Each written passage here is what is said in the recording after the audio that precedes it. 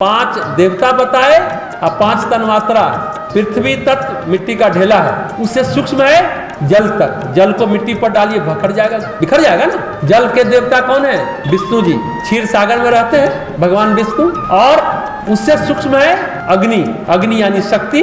और विष्णु जी की तन्मात्रा है गंध, रस, रस जल जो है रस है। शक्ति शाक्त संप्रदाय, वो गणपत संप्रदाय, वैष्णव संप्रदाय। शक्ति हो गया शाक्त संप्रदाय। शक्ति रूप, देवी का रूप हम लोग निहारते हैं, मोहिनी रूप, और उसमें मातृत्व का प्रसाद ग्रहण करते हैं उनसे। तो रूप है तन्मात्रा, गंध रस रूप। अग्नि जल को सुखा सकती है। उससे सूक्ष्म है वायु, शैव संप्रदाय, भगवान शिव, उसकी तन्मात्रा क्या है?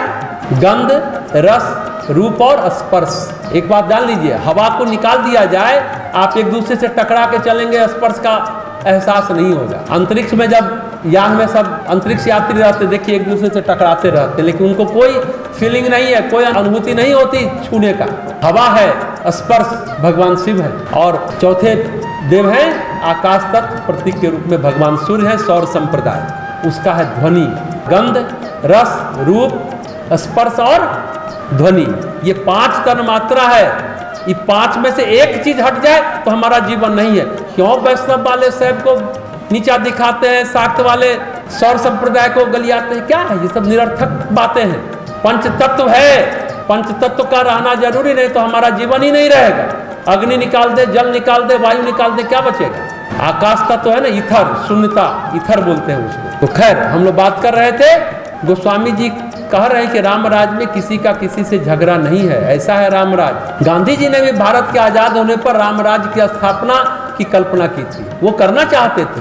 कहा भी था, हम चाहते हैं जो आदर्श राज की कल्पना है वो रामराज जैसी है, स्वाधीन भारत इस तरह से रह सके, ऐसी हमारी संकल्पना है, ऐसा मेरा विचार है, ऐसा मेरा भाव है।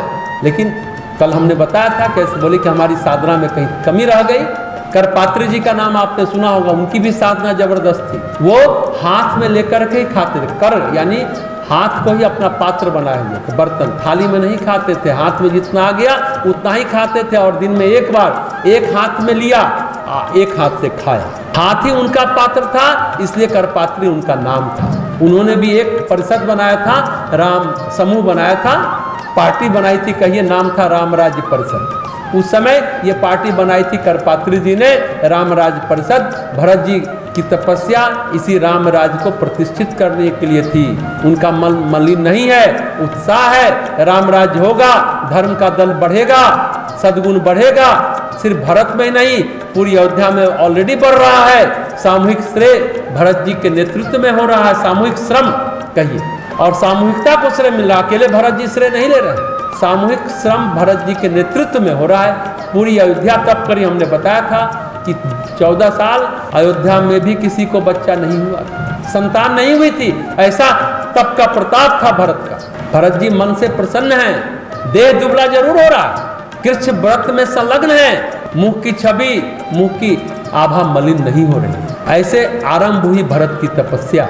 जो आरंभ है वो आरंभ भी है। जैसे हम बीज लगाते हैं, अंकुरित होता है, नई नई कोपले फूटती हैं, रोज रोज नई नई कोपले फूटती है पौधे में। वैसे भरत जी की तपस्या में, विवेक में, वैराग्य में, उनकी धर्मशीलता में रोज रोज नई नई कोपले फूट रही हैं। तो आज की बात समाप्त करते हैं, फिर हम लोग कल इसके आगे चर्चा करेंगे।